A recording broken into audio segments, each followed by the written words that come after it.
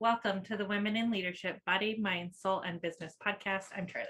And I'm Heather, and together we are working to connect women in leadership and business, improving the health and wellness of our community, body, mind, and soul, sharing the heart and soul of who we are and what we do. This amazingly talented and knowledgeable gal, super fun and spunky, loves her little homestead to pieces and supports her community well. Here at the table with us in person today, I'm so excited, is the amazing CEO of Ashton Fae. Ashton Fae, nice to have you. Thank you. And did you notice we matched today? I thought it was like we all got the memo. I just actually looked at the camera. I was like, we got the blue memo. We all matched today. We didn't plan for this. Nobody actually sent me that email. I was not CC'd on that memo. Right. No, me neither. I just got dressed this I morning. our old producer B was also in the same hues today too. It was like, yeah. Oh, yeah. That's You two true. looked like you were wearing practically the same shirt. I was like, That is what funny. is happening? You know you're in by when everybody's dressed similarly that day. It must be the gray skies. It must be. It must be the gray skies. Yeah. It won't be We'll for get long. sunshine soon. June. Well, we gotta water the Soon. plants. And Yes. Speaking of Ashton, you've been at our table a couple of times now here on the podcast with us. Thank you. You have a lot of fun stuff going on with your little homestead, but more importantly, we wanted to talk about everybody's homesteads and how things are being affected right now. so why don't you first tell any new listeners, like, A little who bit are about you? What do yourself. you do? Yeah. So she mentioned it briefly that I have a homestead. That's generous. I would love to say that I have a homestead. It's a working in progress homestead. I have 5 acres that I've owned for about 2 years now. And I'm a city girl who just always dreamed of having a farm. And so when we purchased, I jumped in both feet. And now I have about 40 chickens and about 30 ducks. And we have like about a 4,000 square foot garden. So we're getting to be a homestead. And I'm hoping that by about this time next year, we'll be entirely self-sufficient from our garden and our meat that our homestead produces. So that'll be exciting. But right now it's just a lot of hard work and a lot of learning. I've learned so much about gardening, man. So much about animal husbandry. I'm still learning. I have you said your garden's 4,000 square feet? Yep. Mine's a little smaller than that, and I thought it was big. That's what I was thinking. I was like, oh, that's Yeah. big.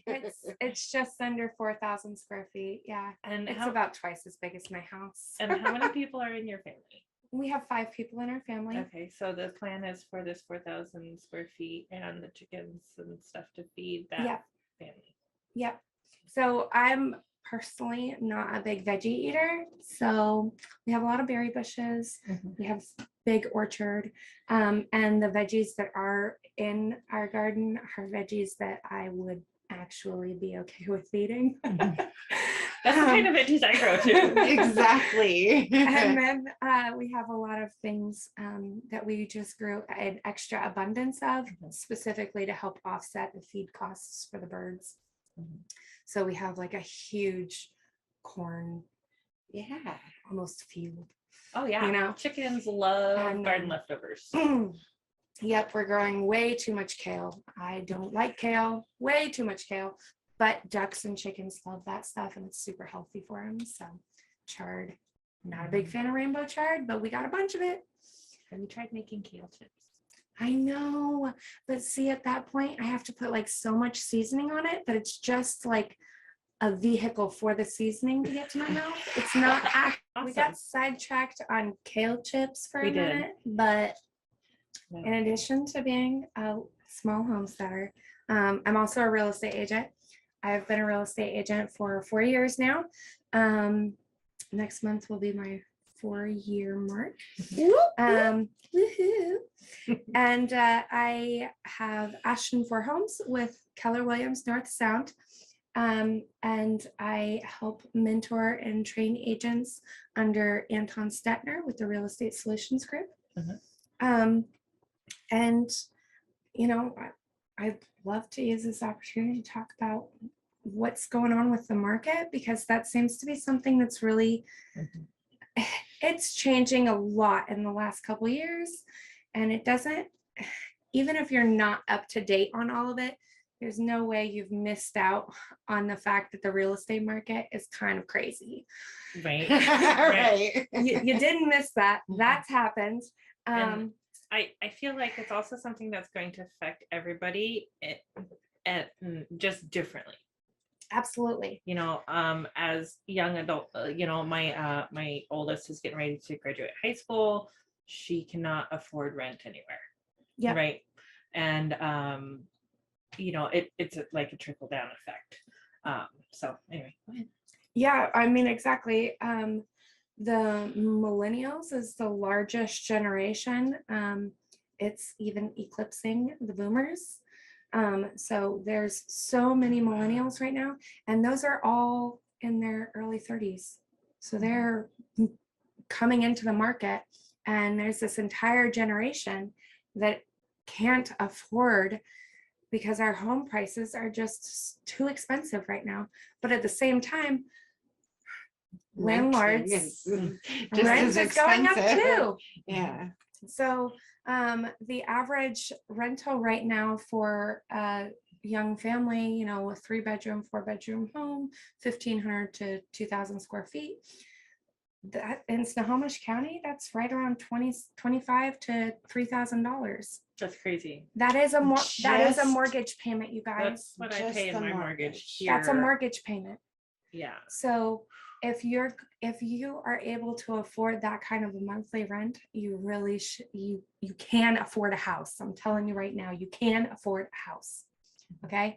And it might not be everything that you wanted. It might be your dream home, not be your dream home. It might, in fact, be a step down from your current rental, but it allows you to get your foot in the door in order to build equity.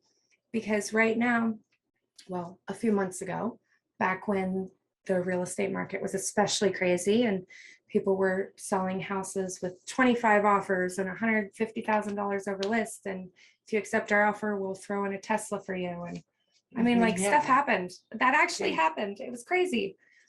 We'll leave you the Tesla. That isn't happening anymore. So that's really good for these buyers to be able to step in and be able to finally afford something right now. And that is mainly due to interest rates. The fact that prices or there's not so many offers on the table for all these houses is due to the interest rates rising, which is kind of hard to understand, but let me explain it for you. Okay. So if you're a seller, the biggest thing I want you to understand right now is that we've hit the peak of the market. Okay. So if you're a seller, now's the time for you to cash out, get that equity out, and be able to go on to your next thing with all that money in your pocket, because house prices are starting to drop again. They aren't coming up on my stats yet because my stats are 30 days behind. Right. Because it takes about 30 days for a house to close and the info to be released. So, but I'm seeing it. I'm seeing price reductions that I haven't seen in 2 years. Price reductions don't happen because the real estate market was so crazy. Now I'm seeing price reductions. I'm not seeing 25 offers anymore with $150,000 over list and a Tesla. I'm seeing maybe 1 offer, maybe 2 offers. I'm seeing houses staying on the market for longer and then having to do a price drop. So if you're a seller, it's time to cash out. Okay. You've hit the jackpot. The slots are there. Let's go. If you're a buyer, let's talk about the interest rates, because I want you to stop focusing on the big, oh my gosh, this house is $500,000. That's a huge number in my head, but really that number doesn't matter because you're not paying $500,000. You are paying $3,000. That's your monthly payment. That's what makes a house affordable to you. You're not, does that make sense? Yeah. Okay. So the interest rate is going to be the biggest factor in what that monthly payment is. So if your interest rate is low, then that means that for $3,000, you could be affording more than $500,000. If that interest rate is high, then your $3,000 is going to be $300,000, not $500,000. Does that make sense? Yeah, because the interest rate affects your buying power Yes. because it affects how much the bank is willing to give you. It affects your monthly payment, and the bank doesn't care. The bank only cares about your buying power in regards to your monthly payment. They say you make this much money in income, which means that you can afford, by our calculations, you can afford this much money as your monthly payment. But if a big chunk of that monthly payment is interest, then that means that your buying power just lessened. We following? Yep. Yeah. Okay. So Wow. I brought a graph, and I know this is a podcast, so it's It's going to not be shareable. something that you guys can see necessarily. But I think the numbers that I just wanted to talk to you guys real briefly about is June of 2021, so a year ago. The average price was $705,000 for a home in Snohomish County. That's a residential home of all sizes and all ages. The average home price in Snohomish County was $705,000 at a 3.3% interest, which meant that your monthly payment was $3,900. Okay. Okay. Okay. In January of 2022, so 6-7 months later, interest went up half a point, just half a point. Only half a point, not that much, 3.8. But the average price point dropped from 705 to 700. Okay. So our average price for a home dropped $5,000, but the interest rate went up 0.5%. And your monthly payment, because of that interest rate going up, went up $200 to $4,100 per month. Wow. So even though the house prices went down, your monthly payment went up. And if somebody told you and you were renting 6 months, your house price is going to go up, you'd be like, I'm out of here. Like, that's ridiculous. Every 6 months, my rent is going to go up $200. So there's no point in you waiting for the market to drop, because when the market drops, it's due to interest rates going up, which means that you can no longer afford that drop. Right now, interest rates are 5.5%. It's the highest that they've been in years.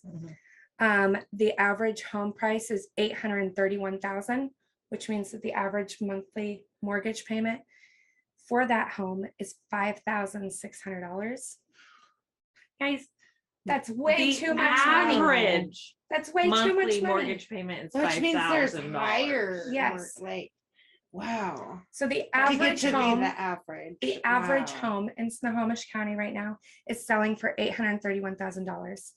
If it's a conventional loan, 10% down, decent credit, at the 5.5% interest rates are right now, that means your monthly mortgage payment is $5,600.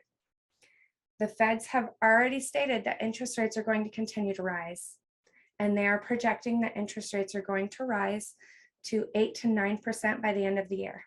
Oh, wow. Now we are seeing a dip. It's not showing up in these stats yet, like I said, but we are seeing a dip.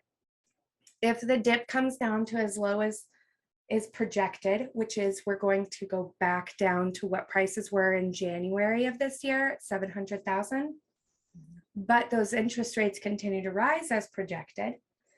We lost $100,000, $131,000, because we went from 831 to 700, right? So the market dropped a lot. For a seller, that's terrifying. You just lost $130,000 in 6 months. For a buyer who decided to wait for that drop, interest rates, they're going to be between 8 and 9%, it's projected. So let's say 8.5%, that $700,000 home cost you $6,000. So even though the price dropped $130,000, for you and your monthly mortgage payment, it actually went up above what it is right now. Hmm.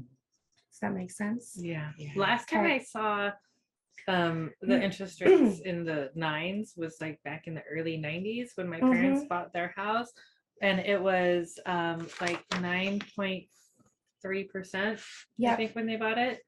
But it was a $94,000 house. right. Now you can, that's like a car, right? Yeah. Yeah. I mean, for an interest rate, it's low, because historically interest rates have definitely been that high and way higher before, Mhm. but that was a different housing price bracket. Right. So that's just really scary because as a buyer, I want to really impress on you that if you are waiting, you will not be able to afford waiting because interest rates are rising, which means it doesn't matter how quickly the market drops, you can't afford it anymore. And So- how long do you, I mean, it could be years before the interest rates come down, if ever. Yep. It's So the if ever, right? it's the if ever. There's no Yeah. crystal ball, right? They are expected to continue to rise this year and next year. At what point they come back down, end of next year or 2024, maybe. But at that point, I mean, real estate prices just continue to kind of drift up. They're on a never-ending trail of drifting up, Mhm. right? Except for, let's not talk about the 2007. That was a whole like debacle, okay? Otherwise, they're just drifting up, drifting up, drifting up. So, I mean, it doesn't really matter how much the interest rates come down, even if the interest rates come back down into the threes that we saw last year. Then you just refi your house. Yeah, you just refi your house at that point. Mhm. It would do you no good to wait because inflation and housing prices are still gonna bend you over. Wow. It's still gonna be hard. I wouldn't have thought about it necessarily that way, but now that you've explained it all, it makes sense. And then, okay, worst case scenario, you buy a house, you have a crazy interest rate, you refinance later Mhm. down the road for Yep. what you owe on it, you Yep. end up with a lower interest rate and you're Mhm. saving money. Yep. At that point. Absolutely. And you have the equity. So if something does come up in your life, Mhm. I just purchased my house 2 years ago. I got a ridiculously good interest rate on it. I'll probably Me never too. refinance because Me neither. 2020 was really great for interest rates. You bought in 2020, you're golden. But even if I were to sell now, I have gained $150,000 in equity. So if something comes up in my life, I can always do a home equity line of credit and I can pull $100,000 as a home equity line of credit out of my house in order to be able to put towards whatever I want, like a jumbo credit card, basically. And over So it's time, really a great buffer for you, a great safety net to be able to own your own house. yeah. Wow. Because over time, your mortgage payment will never go up, Right? right? Until you refinance, your mortgage payment doesn't change. You Unless don't. you're on a different type of loan. There are some loans that refinance every few Adjustable years. rate. Yeah, the adjustable rate mortgages. mortgages, But for your standard, yes, conventional, then, mortgages don't change. unless you refinance. Mhm. You could always refinance to a lower interest rate if Yep. they come available, when and if they come available. Yep. But worst case scenario, you're not losing money. Right. You're actually gaining more over time. I mean, I work in real estate, so there's like a whole lot of positives to buying a house. But on a personal note, the biggest positive to me buying a house was the fact that I had like a secure safety net. I was never paranoid about like, oh, what if my landlord finds out about how many animals I have in this house? What if my landlord decides to raise my rent? What if my landlord decides to sell the house out from under me? I have to move. There was always that like fear that my home was not safe. Like I could be kicked out at any moment, right? Mhm. And so to be able to own your home and not have that fear hanging over your head, to be totally in control and be able to paint my daughter's room hot pink if I want, that's freaking awesome. Mhm. I love that. You have a really pretty purple in your room. I do love the purple that's in my room. It is really pretty. Wow. I've zoomed in. Not that I've been in your room. So, so the advice for people who are looking to buy a home right now Yep. is to just Don't go wait. for it. Don't wait. Because if you're waiting for a market crash or price drops, the only way those price drops are happening is because it's harder for buyers to get a loan, which means you are a buyer. It's harder for you to get a loan. Right. Unless you're a cash buyer, a market drop affects you even harder than it affects a seller. Mm. Does that make sense? Yeah. So for a seller, if you've thought or considered selling in the next 5 years, now's the peak of the market. It might be time for us to chat.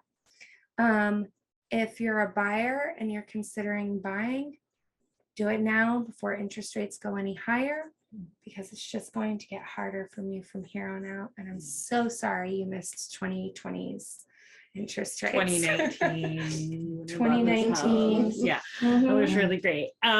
We actually refinanced the house a year after we moved in because they came down. Yeah. Yeah. Exactly. So you just can't refinance more than once a year. Mm-hmm. But anyway, that That's was cool. really. I actually I know understood it. I did. I went like way too deep for like a podcast probably, but I No, I get think really it- excited about real estate, you know? I think it really made sense, and I think it'll resonate I with a followed lot like of people. better than I have before. Thank Yeah. you. Like literally, but like housing and real estate, like my brain goes, I don't know. I know, and it's so many It doesn't numbers make that it's sense, just but like that makes sense. too The way you technical, but broke it down, I really understand, and I think that will help people when they're looking at the numbers and like, how do I decide? yeah. How do I make that choice? Just jump in with both feet because it's. If you can afford to rent a single family home, you can afford to buy a single family home. Like when you're looking at renting a home, there's first, last, deposit, That's so right? expensive. That's your closing costs right there. Like there's down payment assistance programs. So your first, last deposit is the same as your closing costs. There's no reason for you to say, I don't have any money. A rental requires a decent credit and income and verification. That's the same thing a lender is going to need in order to get you pre-approved for a home. So if you can rent, you can buy. If you are looking to rent or buy, pretty sure Ashton knows who to talk to. I know who you can talk to. And all of her links are in the comments or the description. Ashton, this was an amazing talk that I think a lot of people needed to hear today. Thank you for sharing. Thank you so much for having me. You know, it's always, something that just somebody needed to hear it. Right. That Well, yeah. needed to get out there. And I like how you broke it down and so that we can understand it. Absolutely. So here at the podcast, and you're talking about how many animals you have. That's perfect segue. Our cause of the quarter, this quarter is the boogie bin. Have you heard of the boogie bin?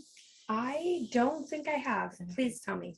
Excellent. So they collect gently used or new pet items Okay. or animal items for animal rescue agencies, different ones. Okay. And so they have collection bins like at Ladders here in Stanwood. They have one at the Copper House, or just check their She's website. got Yeah. Tons of different places, new ones all the time. Flora and Fauna, brand new plant shop downtown Stanwood. They have one there.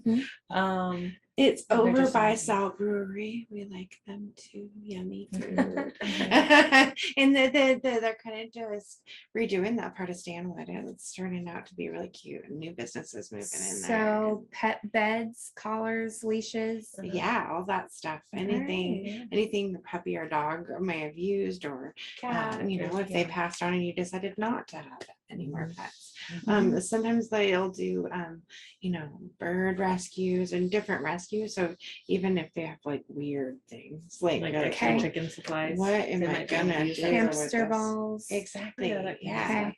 Yeah. Yeah, for sure. It's like interesting, like thinking about like, well, yeah, if there could be one of those out there, a little hamster that needs a little hamster ball, like it's in Sure, that's recovery, so it's cute. little paws sad, or you know, like I don't know, animal rescue, it happens, right? Okay, Like, yeah. So that's why when they talk a lot about compassion fatigue, and this is just one way to give back to the people that are helping our animals. So it's pretty cool. Absolutely. Love it. Oh, this week's topics, we've been talking about eating brain boosting fruits and vegetables, veggies which I and love that you growing have. growing I think fresh blueberries off the bush are like Mhm. fabulous, like warmed by the sun. Like, Yeah, We have that made your mouth water. 7 blueberry plants. I got And, 6 or 7 out there too. Yeah. Last year, my goats got them all Oh no. before we got any blueberries off of them. No way. So are they? We don't have fenced goats now? anymore. Oh. And I expect to get lots of blueberries off those Mhm. bushes this year. That's There you exciting go. because usually 2 or 3 bushes fed 2 families once they got going really good. My grandparents' neighbors and us all had like freezers full of blueberries from 3 plants. Like, so you That's should exciting. 7 We'll be plants should eating be so much blueberries, fabulous. fresh, frozen, baked in a pie. Just all the all the blueberries. blueberries. I made her this this thing that you take 3 egg whites and half a cup of oatmeal and mix it together, and you make it like a pancake, and then you make just like cook fresh blueberries with a little bit of sugar, and then put them over the top, so like fresh blueberry syrup over it. It's so good. It's like a very good. filling pancake. It was so good. But it was almost cobbler. We have like the protein from the egg, Uh-huh. and then That whole oatmeal is grain. just so filling Right. just on its own. Fresh So blueberry. Yeah. you've got the fresh protein, blueberries. you've got the filling, and then you've got the sweet. Yeah, it was Sweet from the covery. blueberries. And I like it when you get the fresh blueberry, like get them cooked down, and then you add like a half of a sliced banana, and they just get this pretty purple over the top of them, and then it's really good that way. Anyways, that's my food tip today. So go make yourself some blueberry oatmeal pancakes. What else we got? Tomorrow we have Amanda Holler on the podcast. You can download that and check out the website for all the cool things at www.womeninleadershipbsmb.com. And Friday we have Allie Jean coming back and hanging out with us, and I can't wait to see what she's up to. So really excited about that. So make sure you join us for that. Yeah. Super exciting. It is Am I forgetting exciting. anything? No, Okay, thank you I so forget. much for being here with us today and joining us in Thank studio. you. Thank It's you for super having exciting. me. It's always super fun. Yeah. And And you got special tea. You It's did. really tasty. they made me this amazing tea that tastes like melted ice cream.